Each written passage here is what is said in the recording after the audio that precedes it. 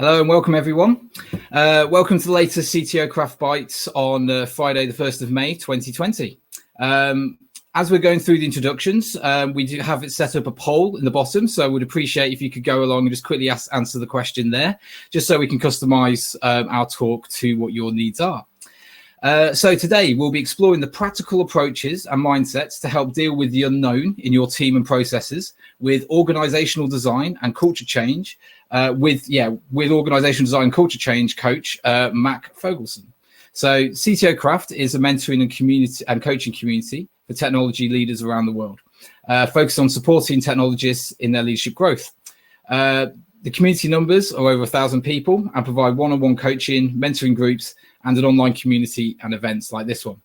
So today I'm the moderator of this Byte session, and I'm the CTO of Digital Solutions at iTechArt. Our speaker today is Mack Fogelson. She coaches executives, their teams and organizations to lasting behavioral systems and culture change so they can become more adaptive, resilient and human. So welcome here, Mack. If you could give a few short sentences about yourself, please. Yes, sure. I am, like Glyn said, I am an organizational designer, an executive coach. I help the teams and companies really start that journey of systems and cultural change to become the companies and the humans that they want to be. I live here in the US in Fort Collins, Colorado, which is about an hour north of Denver, but I help companies all over the world. I'm currently honored to be supporting a company based in London, Cambridge, and Chicago with their cultural and systems transformation. It's been over 9 months now, and they've been making amazing strides. So in my free time, I love to run, do yoga, anything outside, music. So yeah, that's about me. I'm honored to be here, and thanks for having me. It's great having you here. Okay, then, great. So for the audience, we'll save time at the end of this presentation for you to ask your own questions. Any point you want to ask your questions, there's an Ask a Question button just below the screen. So add your questions in there, and we'll collect them together at the end and start going through them with Mack. So yes, and don't forget the poll for those that have just joined. If you could answer the poll, that would be brilliant as well, just so we can customize our answers at the end of this for you guys as well. So Mack, if you want to get your presentation ready, and we'll let you start talking about navigating uncertainty. Okay, great.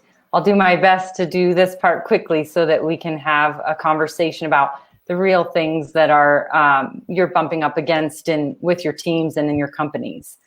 So I just asked you all a question that, you know, this list is basically some of the things that we all really want our teams to be able to do. And I wanted to know which one is the most important to you.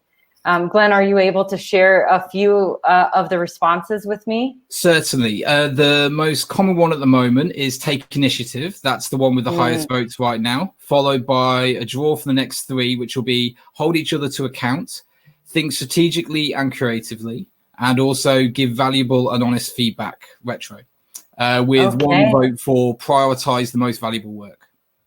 Okay, great. Well, it will be no surprise to you that our teams really need to be able to do every single thing on that list. And we want them to have the ability to do all of those things. And they need each of those things in order to navigate the uncertainty and the complexity in their environment. So the sad fact, though, is that most of us as humans and especially as companies, we don't have the tools to do this, or we don't practice them. But ultimately, we have to teach these tools. So to create the teams and the companies that we're proud to be part of, we really need all of these things, everything from making those hard decisions, taking initiative, speaking directly to each other, and rather than talking behind each other's backs, even thriving in the 100% distributed environment that we have now. But in order to get these things, we do have to operate a little bit differently. And working in that uncertain and complex environment that we're faced with really every day, every minute of every day, we have to teach some principles and practices and really give our humans and our teams the tools that they need to thrive in this environment. So essentially, in uncertainty, we're teaching new ways of working, better ways of working. And there are two significant parts of this. So ways of being and ways of doing, those two come together for the ways of working that bring your culture and operations into flow. So ways of being is essentially the human behavior side of how we work. This is the stuff that usually no one wants to do, but it makes the biggest difference. And ultimately, it's the foundation for everything we want on our teams, especially the things that you all just named a minute ago. Ways of doing then is the system side of the things that our companies need to do in order to function. This is the stuff that most companies and teams go to first when things are falling apart. And ultimately, it's the ways of being that gets missed. So I want to dive into each of these for you, and I will move quickly through them, but then I'm hoping to have a conversation about the relevant things that may be tensions on your teams today. So starting with ways of being. So these are the mindsets, the behaviors, the belief systems that each of us as individuals come equipped with when we show up at work. As I may have mentioned, it's basically that inner work that makes us good humans to be around. So in that daily practice, that means that we as humans need to make the commitment and learn to be self-aware about how we're showing up and what effect our behavior has on other people. It's learning to challenge the stories that we tell ourselves about how we're not good enough or that we don't belong. Ways of being is learning to manage our emotions and our reactions like grown-ups. It's learning not to take our pain and discomfort out on other people. Ways of being is learning to be vulnerable with our teammates rather than reaching for self-protection because we may be afraid of looking bad or being wrong. And ultimately, ways of being is learning to be curious, generous, empathetic, and compassionate, not just with ourselves, but with each other. So it's practicing being able to say things like this to your team. So, hey, I'm noticing that when we're having interactions lately, that it's bringing out the worst in me. I'm under a lot of pressure and stress to get this right, and I feel like I'm pulling all the weight. Can we talk about how we can better share the load? So it's having courage to do those things. Ways of being is also what gives us the courage to give and receive feedback, to have honest conversations, to hold people to account, and to ask for what we need.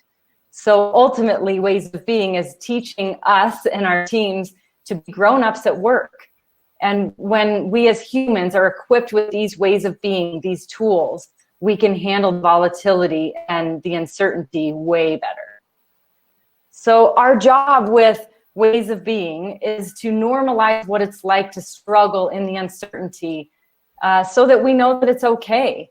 We're all sitting in it every hour of every day, and it's hard, and every single human struggles with it, even when we don't think we do. But we don't have to face that alone. We can take this as a team and build the environment so that we can thrive, even in the uncertainty and complexity. So at the base of ways of being, what's important for you to hear is that really each of us, we're all a bunch of 5-year-olds coming to work. And all day long, we're telling ourselves these stories that run in the back of our minds, often subconsciously. And these stories affect our behavior. So stories like, I don't know enough. I'm going to disappoint someone. They don't think I'm good enough. I don't think I'm good enough. And when we're not keeping those stories in check, then we're exacerbating them with uncertainty and that chaotic environment that we're in every day. We often show up as the worst version of ourselves, the youngest version of ourselves, usually like children. And that's where we get those ugly behaviors that damage our teams and our culture. The blame, the bullying, the back channeling, the gossiping, the perfectionism. It's why we're tough and argumentative, or it's why we overdo it and people please. So these behaviors, these negative things that we really don't want, those things become the armor of what people are bringing to work, and they get in the way of the things that we really want at work and on our teams and really in our lives. So there's a toolkit for ways of being that you can teach your teams to help with a lot of these things that you express that you would really like. So just an understanding that I'm going to share some skills and some practices that I've experienced to be extremely powerful to help humans be very real and true and vulnerable in their environments. These come from greats like Brené Brown, Jerry Colonna, and there are many others that really have built this amalgam of ways of being that I teach. What I will say, though, it's not really important where these things come from. You may have other sources and methods that you would like to use. What's important is that we're giving the humans in our companies the ability, the tools, the practices to navigate the uncertainty so they could bring their whole selves to work and really do our best work together. So the first piece of the toolkit for ways of being is this piece about finding our center as humans based on our values and our integrity. So because uncertainty is so crazy and often so overwhelming and we can feel swallowed up by it even when we don't notice it, we have to have, as individuals, a place that we can come back to that gives us that grounding, that allows us to be strong and courageous in tough situations, like being honest, giving feedback, holding people to account, and really investing in other people's growth and investing in systems growth. So this is not different than at work than we are at home. We're the same person, so there's no difference between personal values and work values. They're just your values. So these things remind us who we are. It brings us back to center when things are crazy, and it's something that gives us grounding in the uncertainty. So the other piece in your toolkit is going to be how to leverage vulnerability and boundaries, and teaching this to your teams. It's typically a lack of vulnerability that causes the poor behaviors, that causes the things that we don't want on our team. And often when our teams are struggling, we just need somebody to be brave enough to bust through that. So essentially, when we have the courage to use vulnerability and say, I'm struggling, I'm hurt, I'm disappointed, I need help, any of those things where we can just say, I don't know what the hell I'm doing, instead of showing up like a jerk, that's a much better way to manage the uncertainty and not let that pressure and stress get to us. So typically, we're doing, as humans, everything we can to avoid vulnerability. We don't want to be that. And so it takes a minute for us to learn to trade that self-protection and the pretending of being perfect, knowing everything, and being amazing, and putting down that costume for, hey, I can be real and human and talk about what's really here. So admitting we need that support is not only vulnerable, but it's courageous. And doing this is, and having us as leaders model this, it gives our team to be human, to have that permission to be human, and to take off those costumes so that we can do our best work together. Another piece of your toolkit for ways of being is essentially teaching every human on your team to understand what their armor is, what their self-protection is, and when they're using it, when they're bringing it forward and behaving in a way that is not beneficial to themselves or to the team.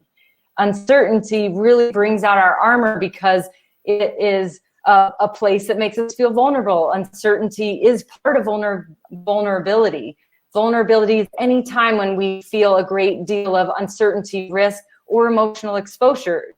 So basically that's every minute, nearly every second of our lives.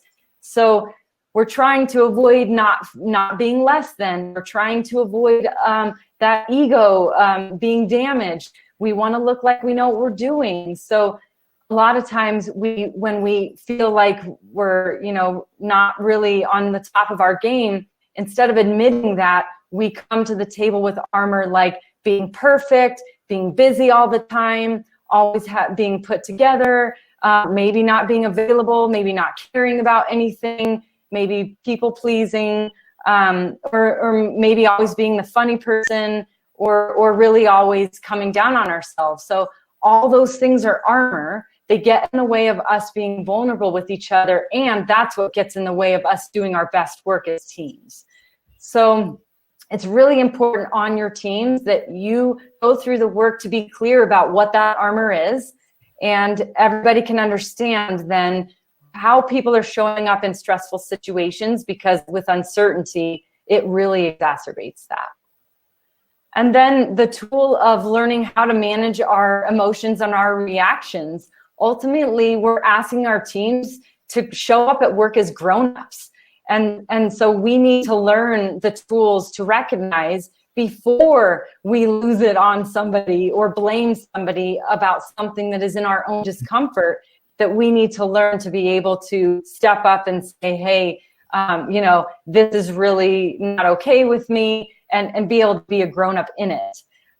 It teaches us how to manage conflict, although it's not really only managing the conflict by being honest with somebody. It's actually a me first, then them approach of saying, hey, this is my part that I'm owning in this, because we all play a part in creating the conditions that we don't want.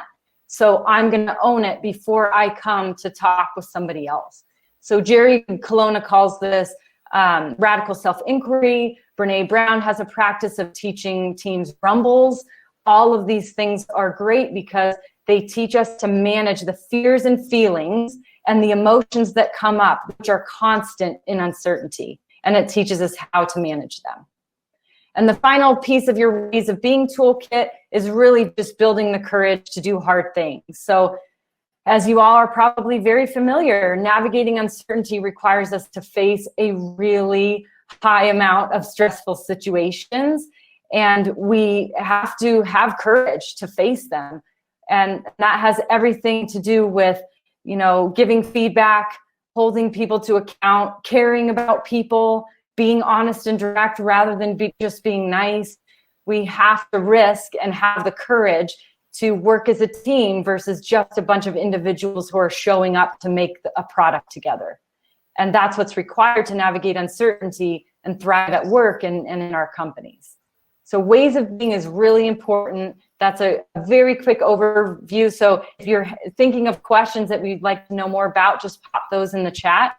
Now I'm going to talk to you a little bit about ways of doing, because this is the component to your ways of working that are imperative to navigating uncertainty. So ways of being is paired with ways of doing. So these two things work in lockstep. And together, it's how we craft the systems and the conditions that we need to create the best possible versions of our teams and our companies. So ways of doing is all the system side stuff. These are the actions that our companies operationalize so that we can do our work. It's all the systems and processes and the pathways that we use to operate our businesses. So in our companies and teams, what this can look like in terms of ways of doing are things like how we measure our efforts. It's things like how we prioritize both the small and the big rocks that we need to accomplish internally and externally so that we're moving the company forward. It's how we design and disseminate strategy across our teams and in the organization. Excuse me, it's processing, it's all the processes that we use to make our products. It's how we budget, it's how we plan, it's how we allocate our resources. Ways of doing is how we make decisions. What are those processes that we go through to do that? And ultimately, it's the way that each of us show up and do our work in our daily tasks on our teams. So ways of doing with this, the most important thing to remember, especially given that I'm speaking to a group of CTOs that are usually incredibly adept at ways of doing and the processes and systems that we use to do our work and make our products. We need to be careful that we're looking to create the conditions to build flexible systems. So we're not looking to have systems or rules or rigid structures that hold us back. We're trying to build enough infrastructure to give us footing as a team and to keep us grounded in all of the chaos and the uncertainty without restricting the ability for us to be autonomous, to be agile, to be responsive, and to sense and respond to the things that are coming at us all the time. So really understanding that with ways of doing, that we're wanting to create the conditions for us to constantly optimize as teams and do our best work together. So our systems cannot be rigid. So the toolkit for your team to be looking at ways of doing, I'll go through a few ideas and things, and certainly when we get a chance to have Q&A, I can learn more about what you're using and maybe where you might be falling down or where you might need some support. So as you all are probably very familiar with, operating rhythms, they essentially are the place where we have grounding in uncertainty. So this is the grounding element for uncertainty. These operating rhythms are imperative. So these operating rhythms help us hold the weight of the work, the struggles, the decisions that we have to make together as a team. So that can be anything from action meetings that you have weekly, stand-ups that you have every day, your retrospectives, your grooming meetings, anything that you have, deep work sessions, those can all be part of your operating rhythm, and everybody does this different. But what is important for you to understand about operating rhythms with your ways of doing is that in those systems and processes that you use to run your teams, you have to make sure that you're leaving space to process the tensions, the fears, the feelings, and the emotions that are surfacing constantly in the uncertainty and the complexity that your teams are dealing with. And when we're not leaving space for this, that's when we're burying the things that are part of those ways of being, to where we're putting on the armor, we're putting on the costumes, we're not being real, and we're not being vulnerable. And that's when we get into trouble. Because then we're just acting at work, we're pretending that we've got it all together and we've got it all okay. And that limits our ability to have these conditions where our systems run well, where we can make changes to our systems on the fly, where we can do things that serve us rather than things like the back channeling, the meeting after the meeting, the blaming and the gossiping, all those things that really hold us back as teams. So somewhere in your op rhythm, you need to have space to do that. The other pieces of your ways of doing toolkit are all guiding principles. So there are many guiding principles you can use and customize for your team. I think that there are 4 that are imperative for uncertainty. So one is small moves over big moves. So always making small moves over and over and over and over towards those desired outcomes. And often when our teams are stuck or paralyzed, it's either because we're afraid to make a mistake, which is part of that environment that we're creating, those conditions where people are afraid to do that, which is important to address with ways of being, your tools and your practices. But also often it's because we're making moves that are too big. So we have to be just really respectful of, are we breaking things down into those smaller moves that we can make so that we're continually moving forward. We can't predict the future, so it's always making moves and into that vast space of the unknown. And that is bringing us the certainty that we need, enough data to be able to make another small move and know what to do next.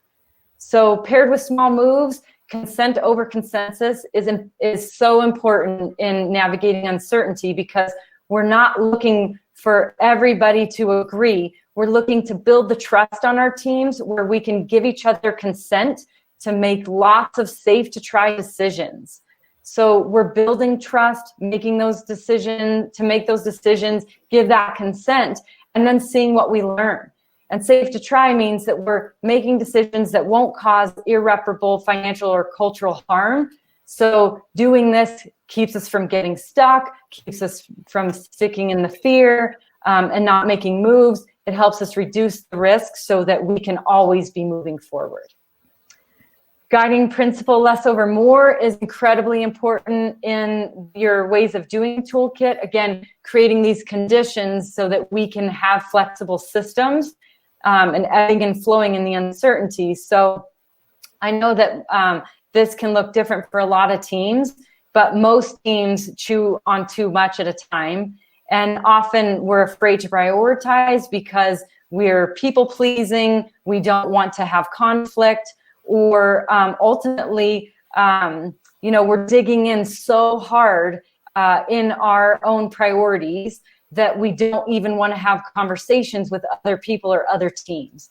So the key with less or more in your systems and in the way that you're working is really being aware that we're not shutting down conversations, that we're encouraging our teams to have boundaries, but they're open conversations about how that needs to flex. Because as you know, in uncertainty, everything is changing all the time. We have more and more and more and more to do every day. We have to focus on the work that provides value, but we have to be flexible in the way that we choose that. And then lastly, the guiding principle in your ways of doing toolkit is experimentation over planning. Really, this is the only way to move through uncertainty. Again, can't predict the future, so all we have to do is keep experimenting into it to see what we learn. So experimentation over planning, it's helping us to manage the present while steering towards our future state and the outcomes that we're really wanting, but being open to the fact that we might not do it exactly how we had thought or what we might plan in our minds. So just also knowing this is a great place where ways of being comes in is your team needs to know that experimentation requires vulnerability.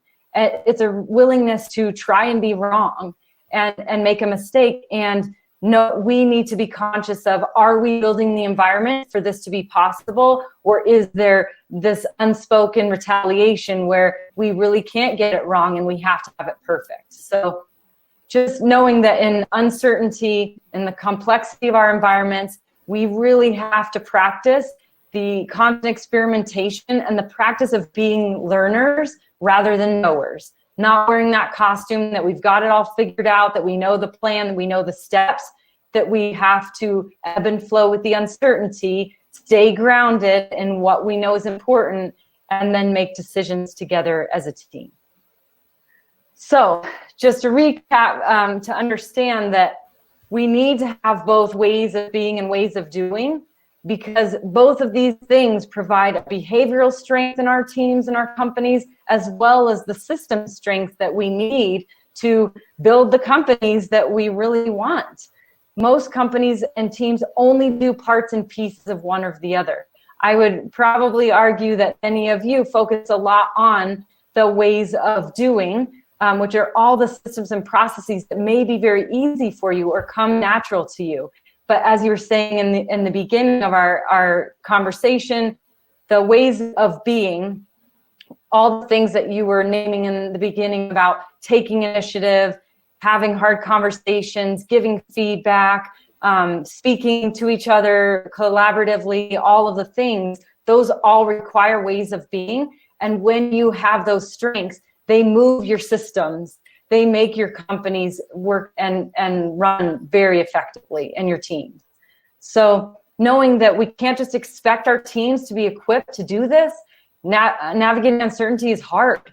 We have to be taught, and it's a practice that is daily. We will fall down a lot and we will get it wrong all the time, but we have to build an environment where we can do that together. So just knowing that uncertainty isn't going to go away, it's part of every minute of our lives. And we can choose as leaders, as teams, as companies, to either ignore that and keep our heads down and just suffer through it and grind it out, or we can learn ways of working that really support us in doing the hard and courageous things, building the best versions of who we are as humans, which then is in service to our teams and our companies. So knowing that we're here to work with intention and purpose, that we have power and choice even in the chaos, and ultimately we're looking to create the conditions so that we can do the best work together and be who we are. So that is essentially what I wanted to share with you today.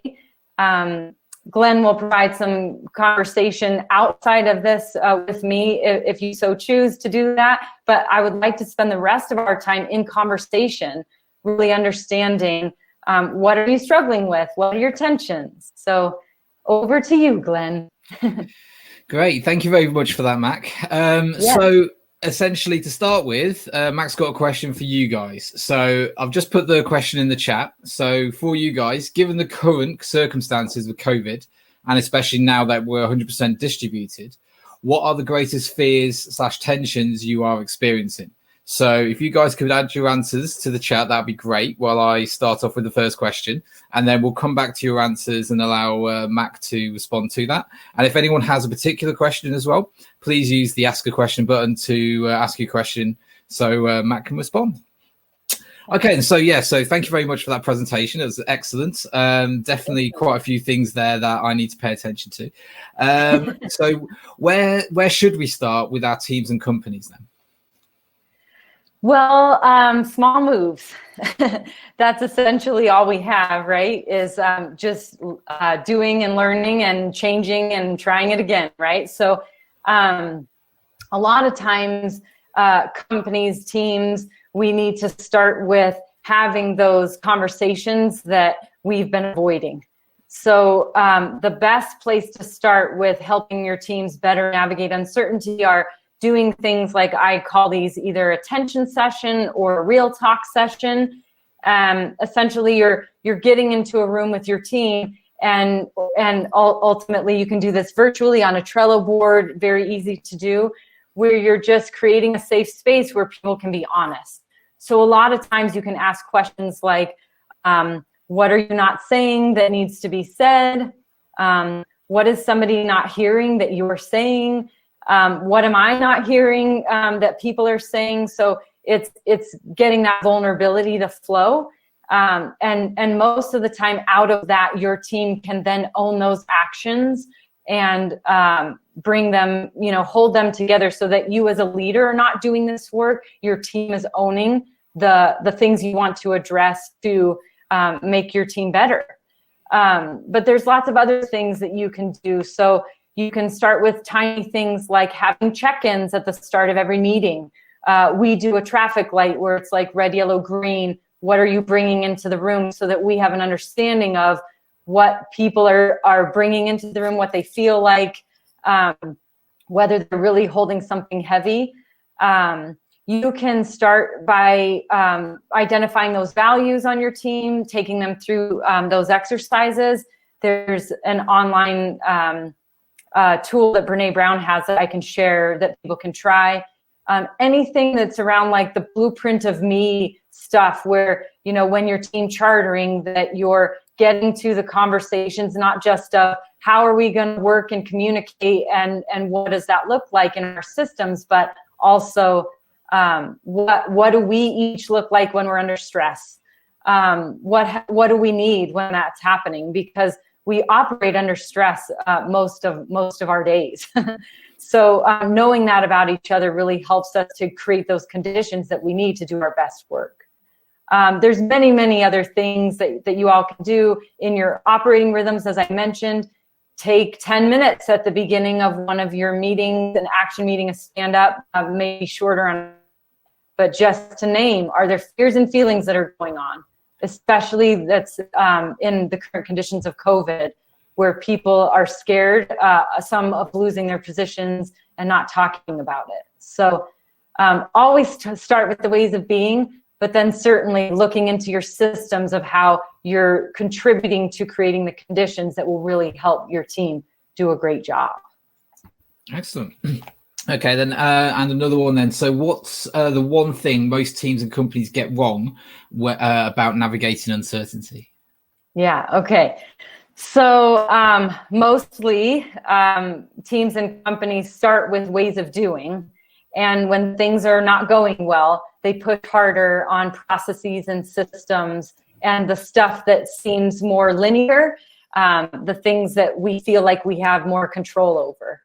But what we really need to do is not underestimate the gravity of the ways of being, the vulnerability, those conversations that we just need to have so that we can get to the place where we're not pretending anymore.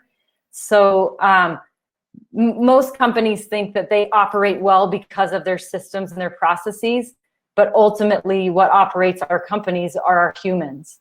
And if we can get them in a really good spot, teaching them these tools, helping them to understand that uncertainty is hard and we're going to do the best to create the best environment to handle that, then we can have the headspace, we can have the ability to show up with everything we have to navigate uncertainty and also build products, systems, anything that is more on that side of ways of doing.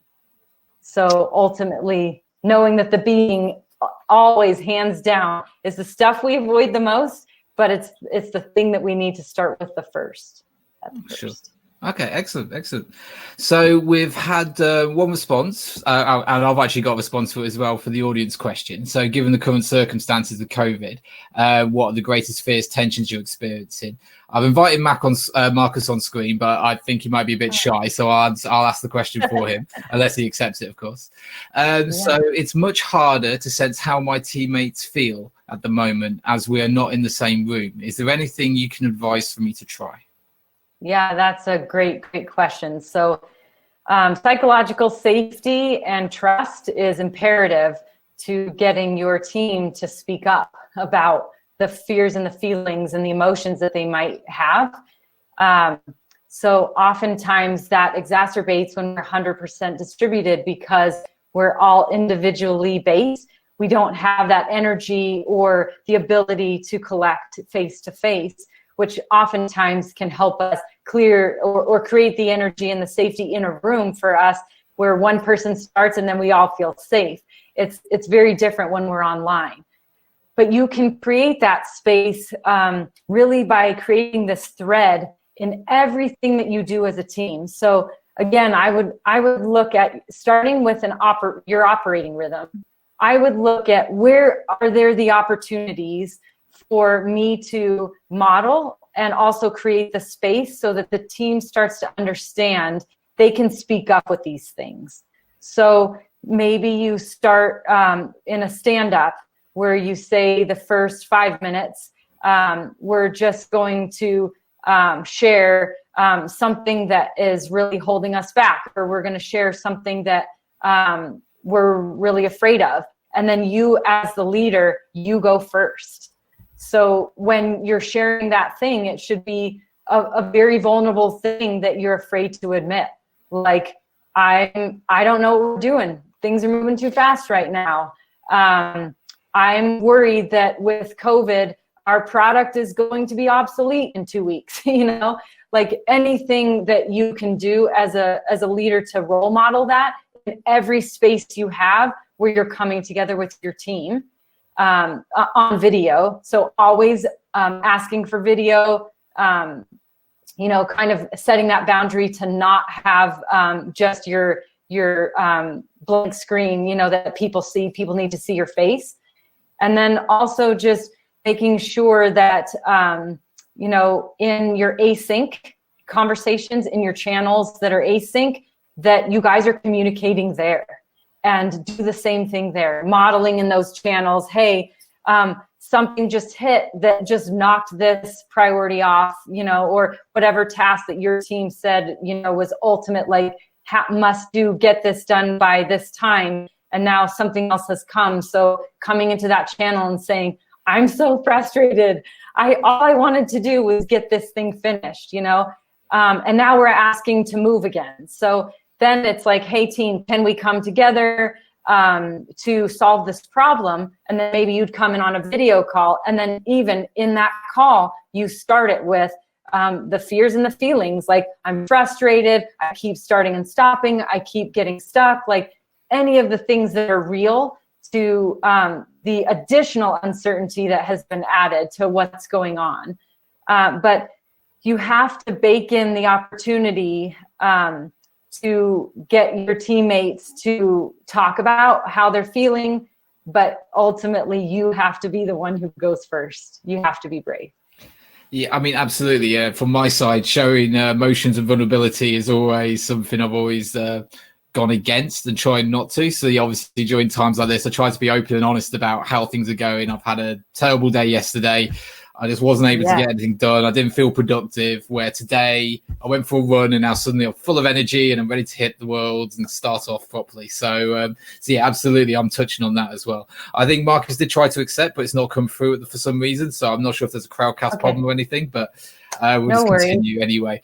Okay, so another one of the answers I'd have for this, for the audience question, one of the fears and tensions I have is actually avoiding conflict when remote. So essentially you're having a conversation on Skype or on Slack, and you would have some people that refrain from arguing just because of the fact that they are remote. It's not easy for me to explain without me talking to you in person, or go the opposite way, going, they can't argue back. No, I can say anything horrible I want, and go in the opposite direction with it.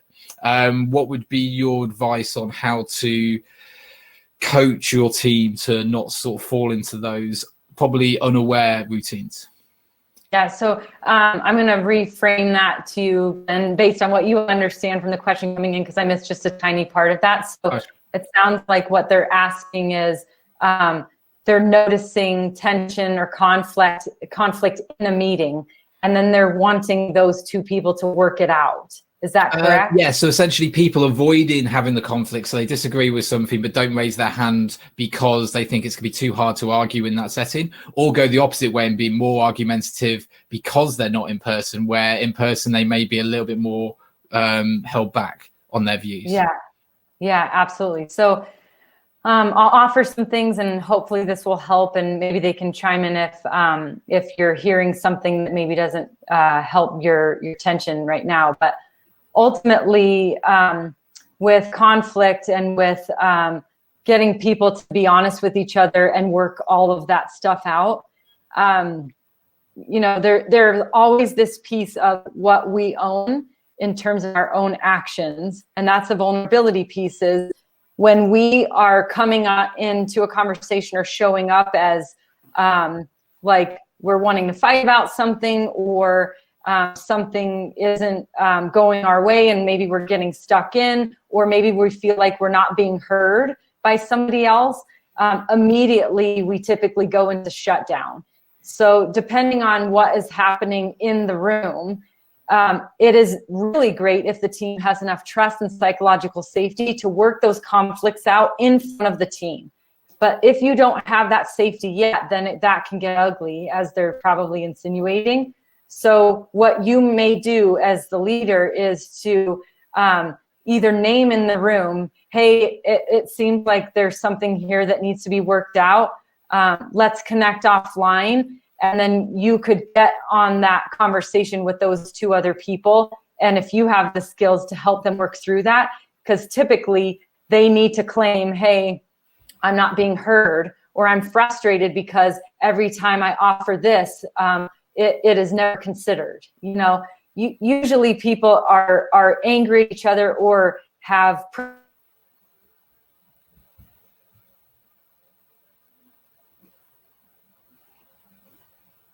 that is being triggered. Sure, sorry, Mack. I think you just went offline briefly for like 20 seconds. So you could just just cover the last point again for us, please. Yeah, sorry about that. So just knowing that it's that point I made about us showing up at work, about being the 5-year-olds, right? Often when we're mad at somebody else, it's because the 3 needs that we have as humans, safety, love, and belonging, one of those is not being met. So we feel like we're not safe, or something's in jeopardy at work, our job, our route that we want to take with the product, or we feel like that's going to maybe jeopardize the belonging or the status or the hierarchy we have on the team. Like, just understanding as leaders, we need to know that those things are lurking under the surface, and we're telling these stories to ourselves. So what you see on the outside of I'm better than you, or I don't want to listen to you, is really just code for I'm not good enough. They don't think I'm good enough. This isn't going my way. I'm looking bad. Oh man, so I'm just going to show up in that armor and that costume of I've got it, or I'm going to stick in. So having that empathy, having that curiosity, and then you can either work that out in the room with your team if they have the skills. Otherwise, I would suggest that you go offline, but that you as a leader steward that through.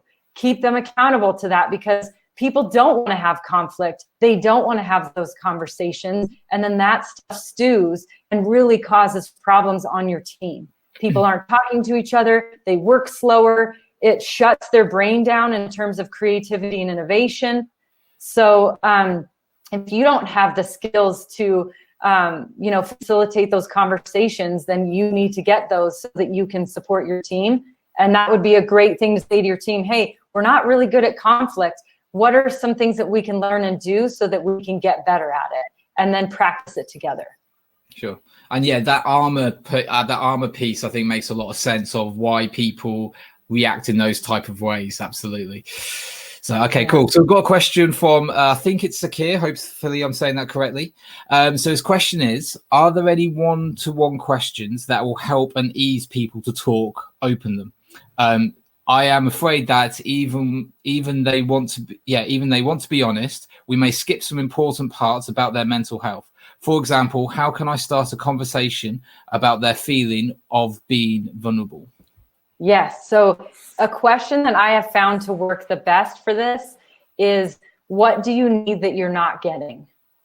What do you need that you're not getting? So as I was saying before, oftentimes when we're afraid to share or afraid to ask for what we need, we either don't think it's safe to do that because it's not being modeled, or we haven't created the conditions in our environment for that to happen, or we're not creating the opportunities. A lot of people compartmentalize this as work. We don't talk about feelings at work. We don't address tensions like that at work. We don't do those things. So often in this work, especially in the ways of being, people need the permission to just be who they want to be. And so asking questions like that, what do you need that you're not getting?